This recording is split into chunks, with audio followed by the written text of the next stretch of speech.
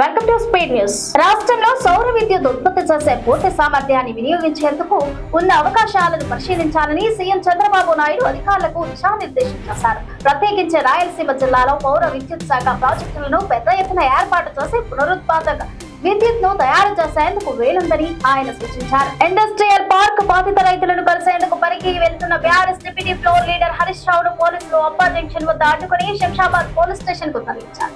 ఆయనతో పాటు మాజీ మంత్రులు సబితా ఇంద్రారెడ్డి, ఎర్రబెల్లి దయాకర్ రావును స్టేషన్ కు తీసుకెళ్లారు.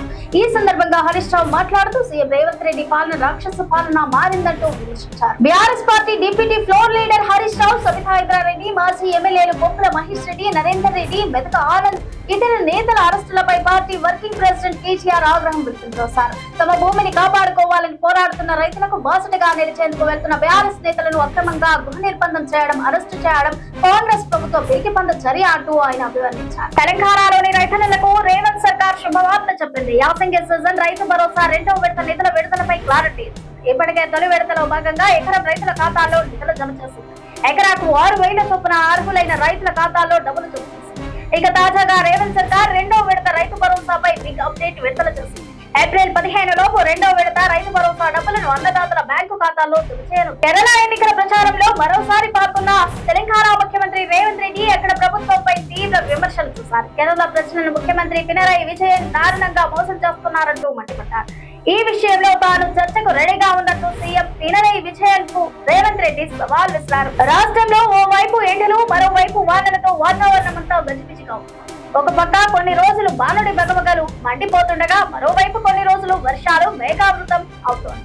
దీంతో అటు వర్షాలు, ఇటు ఎండలతో ఉక్కపోతలతో జ్వరం అల్లాడిపోతున్నారు. ఈ నేపథ్యంలోనే తాజాగా వాతావరణ శాఖ కీలక ప్రకటన.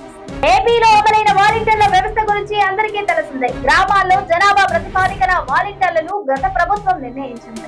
అయితే టీడీపీ ప్రభుత్వం వచ్చాక వాలంటీర్ల వ్యవస్థను తొలగించింది.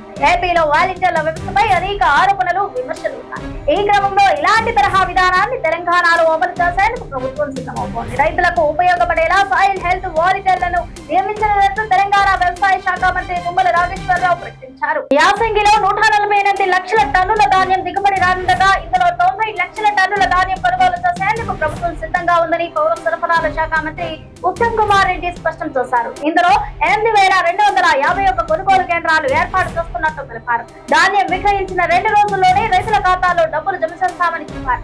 ఈ మేరకు సూర్యాపేట జిల్లా హుజూర్ నగర్ లో ధాన్యం కొనుగోలు కేంద్రాన్ని ప్రారంభించి అనంతరం ఆయన మాట్లాడారు. రేపు కాళేశ్వరం కమిషన్ పై తెలంగాణ హైకోర్టులో తీర్పు. తెలంగాణలోని కాళేశ్వరం ఎత్తిపోతలపై విచారణ జరిపి జస్టిస్ పిసి ఘోష్ కమిషన్ నివేదిక అంశంపై రేపు కీలక తీర్పును వెలువరించనుంది హైకోర్టు.